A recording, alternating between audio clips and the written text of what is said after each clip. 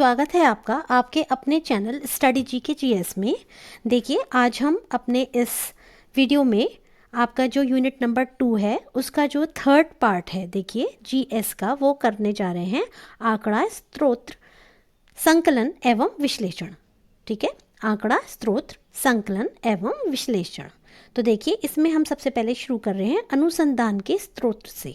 ठीक है, कि अनुसंधान के कौन कौन से स्त्रोत होते हैं। तो देखिए, आप देखिएगा,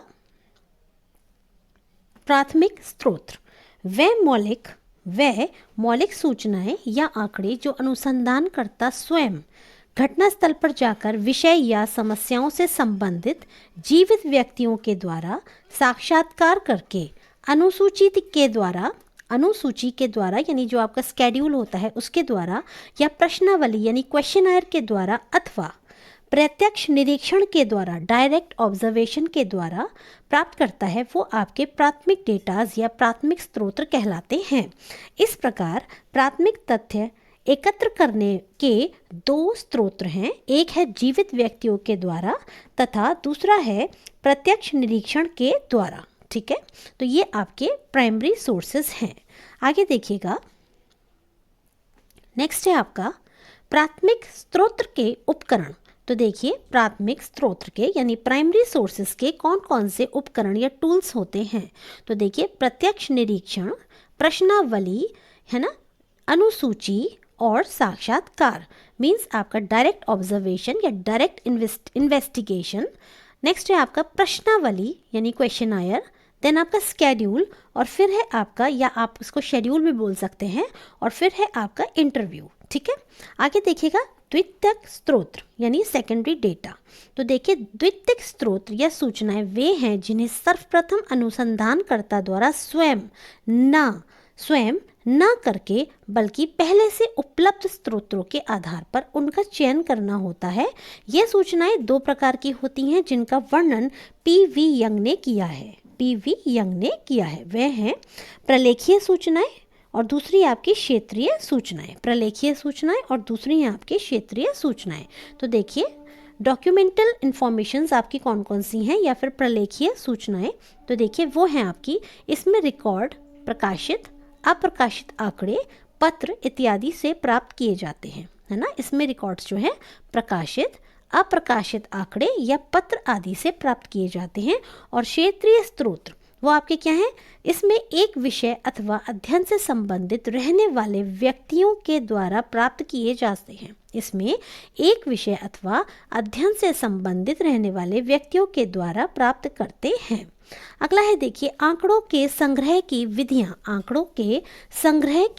कौन कौन सी हैं। तो देखिए, प्राइमरी सोर्सेज की भी देख लीजिए और आप सेकेंडरी सोर्सेज की भी देख लीजिएगा।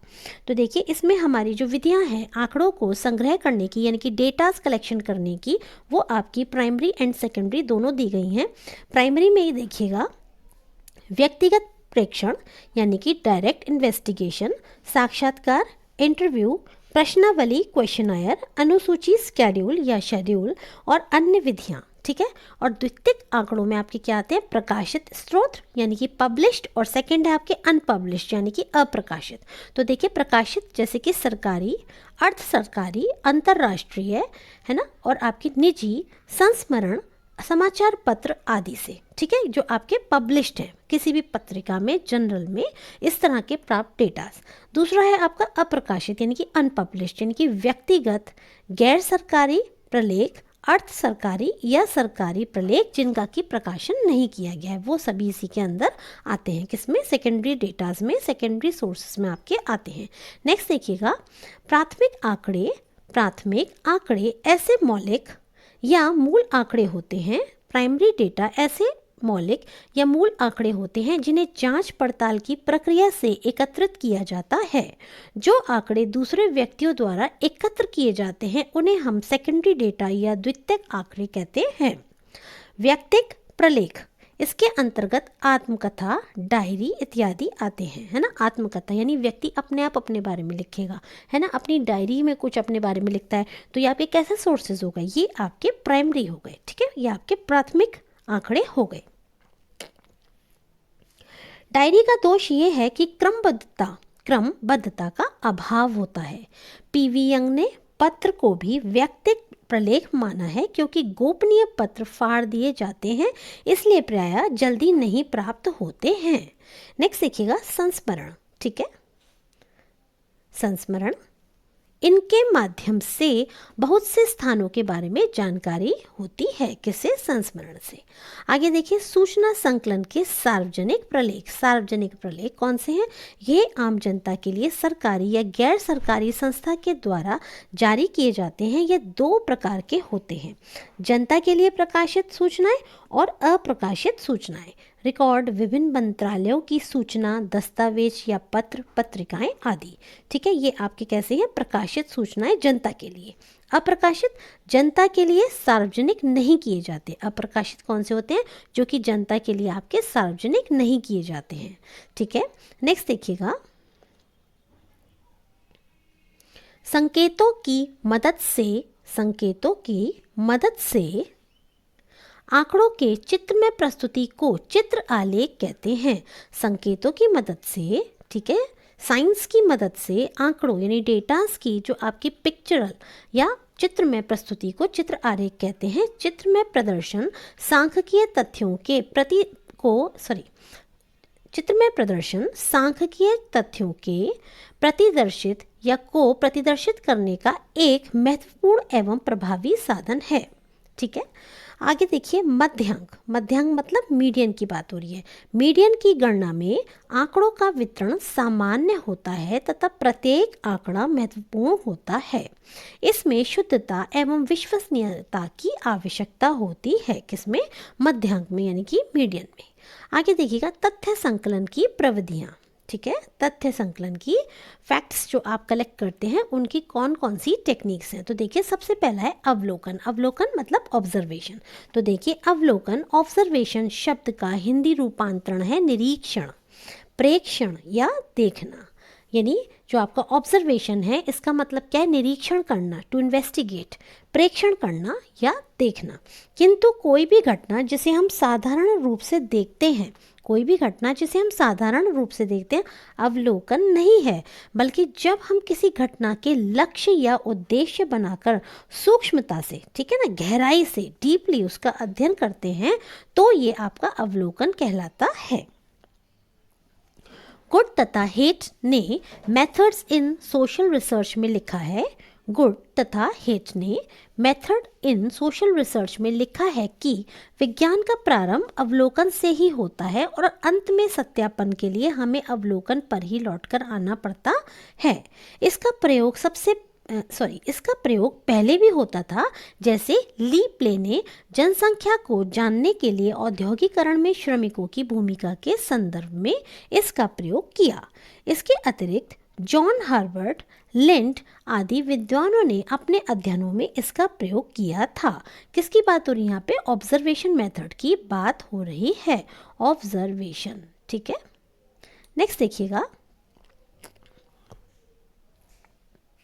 पीवी यंग ने अपनी पुस्तक scientific social survey and research में लिखा है, अवलोकन स्वयं घटित होने वाली घटनाओं को उनके घटने के समय अपने नेत्रों द्वारा व्यवस्थित और तथा जानबूझकर किया गया अध्ययन है। C.A. मोजर एंड जी कॉल्टन ने सर्वे मेथड्स इन सोशल इन्वेस्टिगेशन में लिखा है, अवलोकन मुख्य रूप से नेत्रों और वाणी द्वारा किया गया अध्ययन है। अवलोकन मुख्य रूप से नेत्रों और वाणी द्वारा किया गया अध्ययन है। आगे देखिएगा अवलोकन अनुसंधान में प्राथमिक सामग्री संकलित करने का एक महत्वपूर्ण स्थान है। इसके द्वारा प्रत्यक्ष रूप से घटना स्थल पर उपस्थित होकर अवलोकनकर्ता द्वारा स्वयं सूचनाएं संकलित की जाती हैं। इस रूप में यह अत्यंत सरल विधि है। इसके अंतर्गत वे ही घटनाएं सम्मिलित होती हैं जिनका घटना स्थल पर उपस्थित होकर प्रत्यक्ष निरीक्षण के माध्यम से अध्ययन किया जाए। आगे देखिएगा अवलोकन के अंतर्गत मनुष्य अपनी इंद्रियों, अपनी ज्ञानेंद्रियों, जिसमें मुख्य रूप से नेत्र और कभी कभी इनके साथ कान का भी प्रयोग करता है, यानी किसके, ज्ञानेंद्रियों का प्रयोग करता है, इनके माध्यम से सूचनाएं संकलित करता है। इन सूचनाओं का कभी भी प्रमापीकरण या परीक्षण किया जा सकता है तथा घटना और उसके कारण का पता लगाया जाता है। किसके अंदर, अवलोकन के अंतर्गत। अवलोकन की विशेषताएं, विद्वानों की परिभाषाओं के आधार पर अवलोकन की विशेषताएं निम्नांकित हैं। तो देखिए अवलोकन की क्या क्या विशेषताएं हैं, देख लेते हैं। इसके माध्यम से प्राथमिक सामग्री का संकलन किया जाता है। प्राइमरी डेटा का इससे हम संकलन कर सकते हैं, किसके माध्यम से, ऑब्जर्वेशन मेथड के माध्यम से। ये प्रत्यक्ष अध्ययन विधि है, इसमें विभिन्न ज्ञानेंद्रियों का प्रयोग किया जाता है। इसके माध्यम से सामूहिक व्यवहार का अध्ययन किया जाता है। यह एक उद्देश्यपूर्ण और सूक्ष्म अध्ययन है। इसमें कार्य कारण संबंध ज्ञात किए जाते हैं। नेत्रों के द्वारा किया गया अध्ययन होने के कारण इसमें निष्पक्षता पाई जाती है, इसमें अनबायस्डनेस पाई जाती है, क्योंकि इसमें जो अध्ययन है डायरेक्टली आपकी जो ज्ञानेंद्रियां हैं, खासकर विशेषकर नेत्र एवं कानों के द्वारा किया गया ये अध्ययन होता है। अगला देखिएगा, अवलोकन के प्रकार। अवलोकन कितने प्रकार का होता है, तो देखिए इसमें जो आपका सबसे पहला प्रकार इन्होंने बताया है, देखिए पहले पढ़ लेते हैं। सामाजिक घटनाओं में विविधता पाई जाती है। शोधकर्ता उद्देश्य के आधार पर अलग अलग प्रकार की अवलोकन प्रविधि का उपयोग करता है।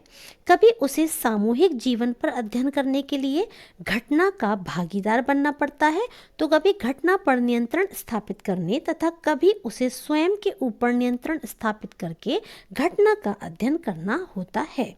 यानी कभी उसे सामूहिक जीवन का अध्ययन करने के लिए घटना का भागीदार बनना पड़ता है, तो कभी घटना पर नियंत्रण स्थापित करना पड़ता है और कभी स्वयं के ऊपर नियंत्रण स्थापित करना पड़ता है। कभी वह अकेले अवलोकन करता है और कभी अनुसंधान के क्षेत्र के आधार पर सामूहिक रूप से निरीक्षण कर सकता है, यानी कभी अकेले और कभी ग्रुप में। इस आधार पर अवलोकन के कई प्रकार हैं जो निम्नवत हैं। पहला है आपका अनियंत्रित अवलोकन। इसे अनौपचारिक, अनिर्देशित, अनियोजित अवलोकन कहते हैं। इसका प्रयोग किसी सामाजिक घटना को उसके स्वाभाविक रूप में घटते या घटित होते हुए देखकर किया जाता है। अनियंत्रित अवलोकन का प्रयोग किसी समूह और समुदाय जैसे जनजाति या किसी भी समुदाय के दैनिक जीवन, रीति रिवाज, व्यवहार आदि को ज्ञात करने के लिए किया जाता है।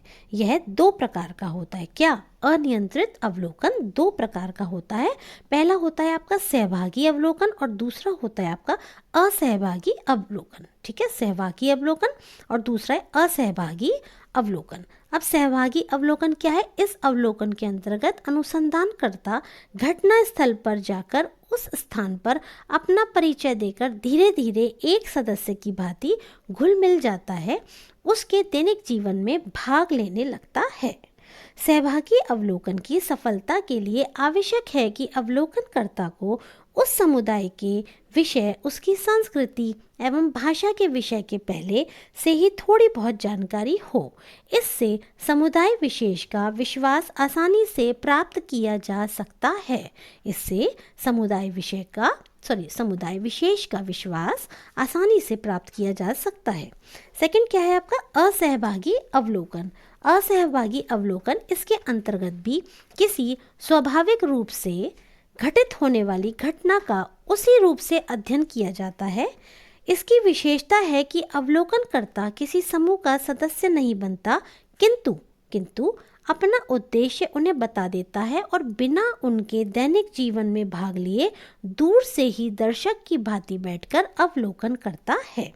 यानी वो उनमें खुलेगा मिलेगा नहीं, किसी समूह का सदस्य नहीं बनता, परंतु दूर बैठ के ही वो उनको ऑब्जर्व करता है, उनका ऑब्जर्वेशन करता है और मूक दर्शक की भांति बैठकर देखता है, अवलोकन करता है। आगे देखिएगा नियंत्रित अवलोकन। ठीक है, तो देखिए यानी कि कंट्रोल्ड ऑब्जर्वेशन की यहाँ बात हो रही है।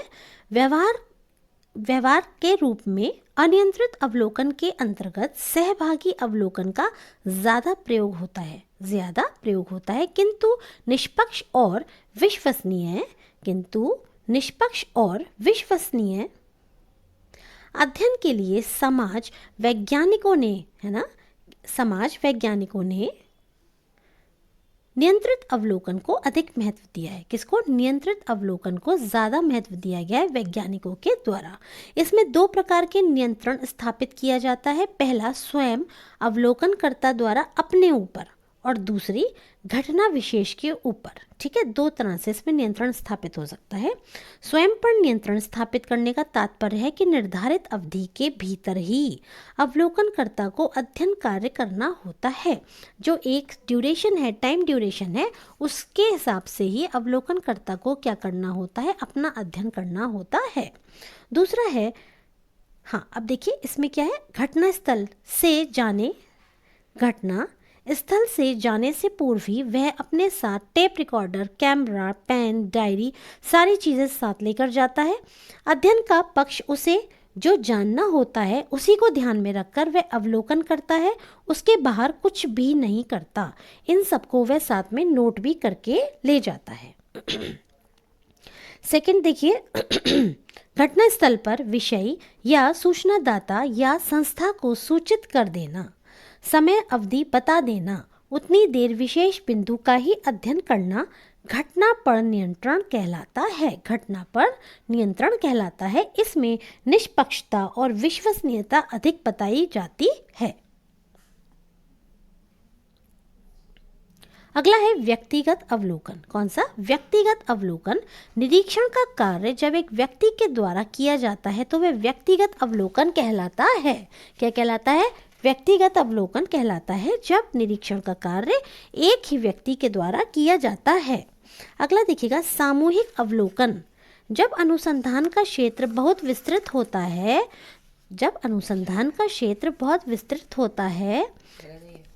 तो बहुत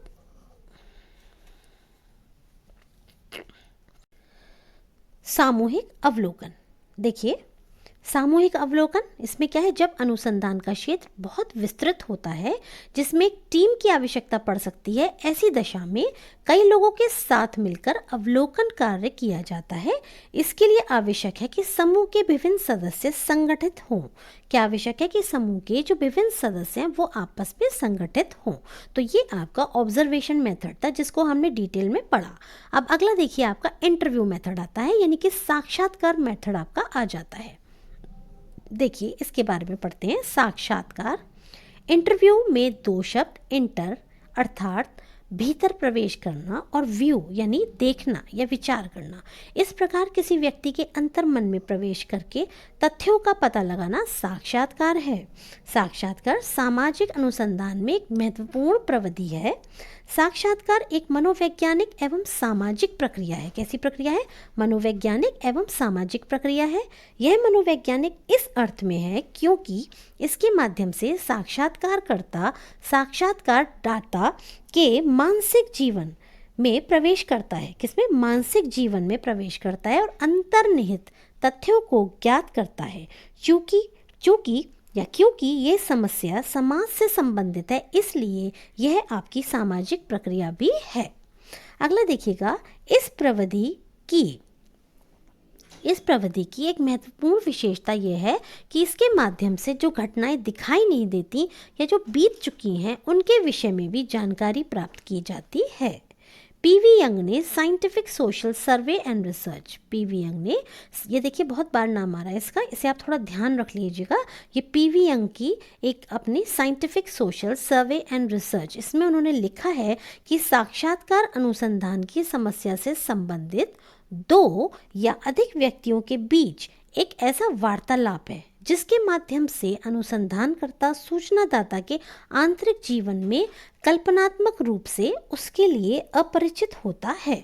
आपने देखा ही होगा टीवी पर इंटरव्यूज़ वगैरह दिखाते रहते हैं, तो आप इससे भली भांति परिचित हैं कि साक्षात्कार क्या होता है।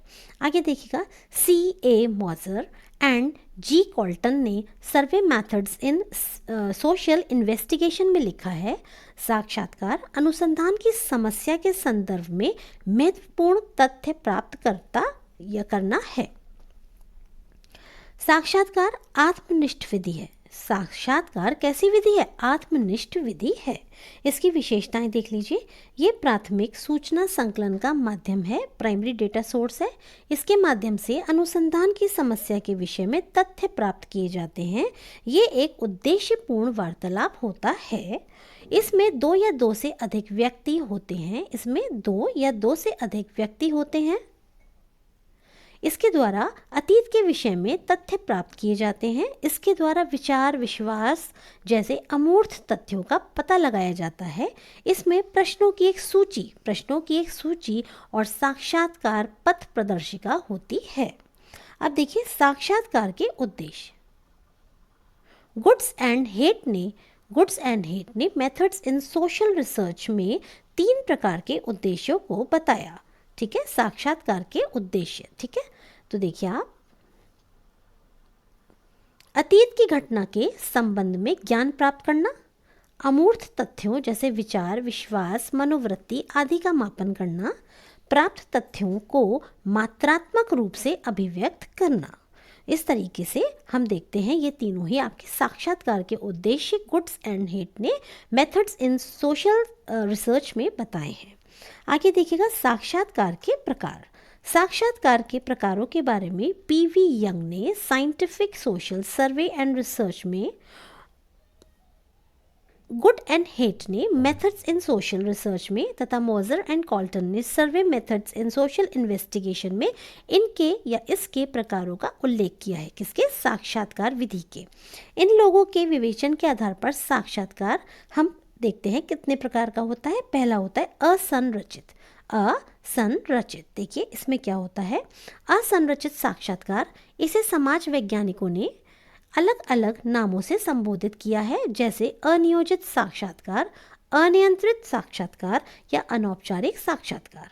दूसरा है संरचित साक्षात्कार, है ना। तीसरा है आपका पुनरावृत्ति। इसकी शुरुआत पहले लेजार्ड्स फील्ड ने परिवर्तन के प्रभाव को जानने के लिए की थी। चौथा है संकेंद्रित साक्षात्कार। इसका प्रयोग सबसे पहले आर के मर्टन ने किया था।